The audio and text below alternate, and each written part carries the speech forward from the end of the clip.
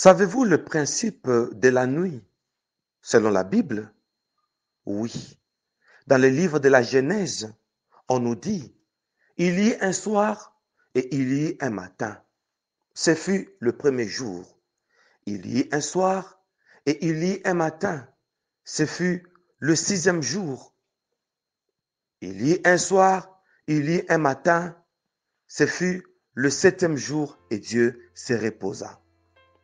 Pourquoi cette nuance du soir et du matin tous les jours de la création? Et là, le Seigneur est en train de nous faire voir que tout commence par la nuit et ça finit par le matin. Et le Seigneur prophétise encore pour dire, malgré la tombée de la nuit, le soleil finit toujours par se lever.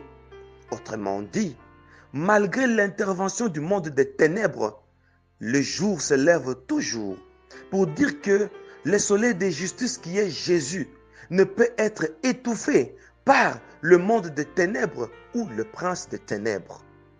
Partant de cette optique, je prophétise cette nuit pour dire, malgré les combats de la nuit, nous allons nous réveiller.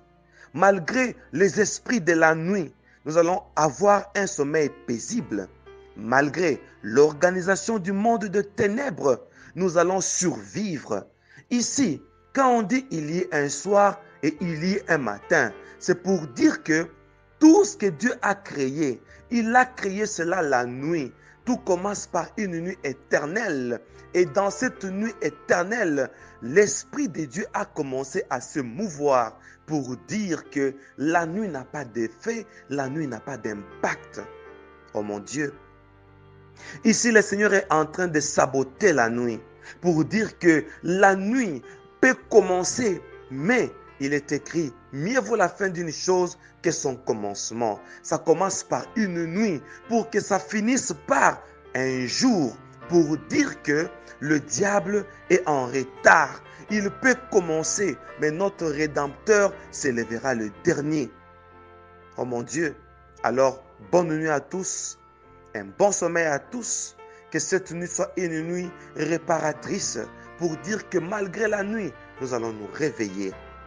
Recevons cette onction, dormons en paix et nous nous retrouvons demain. C'est une bénédiction du Père. Soyez bénis.